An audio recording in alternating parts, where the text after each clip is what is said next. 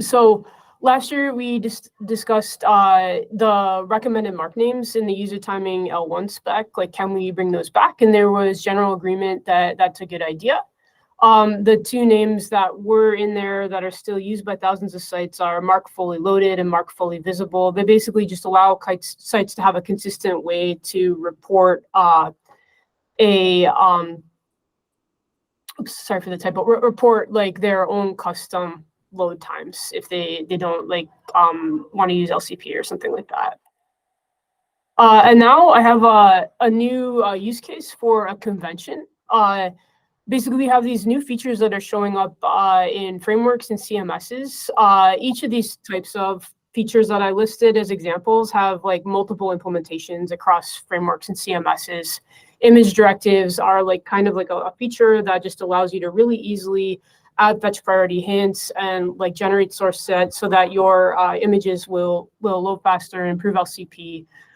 Same with font modules. You can decrease your CLS by like just kind of automatically setting the right fallback. And the third-party modules allow you to easily load your third parties without putting scripts into the critical path. So these are like kind of features that are provided like on top of the browser level, like at the framework or CMS level. And using them can improve performance. And we just really would like to better understand, like, are they working well? Can we highlight them to developers if they are?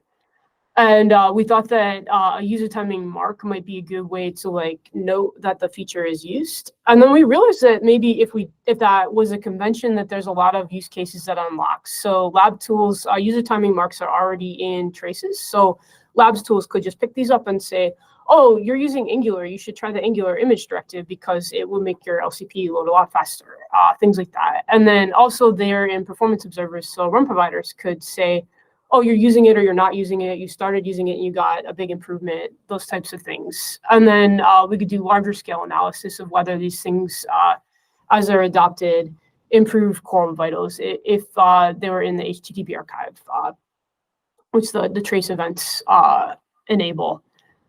And so we had a proposed syntax that you could have a use counter. The recommended mark name would be mark use counter. And then in the detail, you could say like what the feature was and then any additional details that you wanted to log. And we were wondering if other people might find this useful to have this convention. That's the presentation.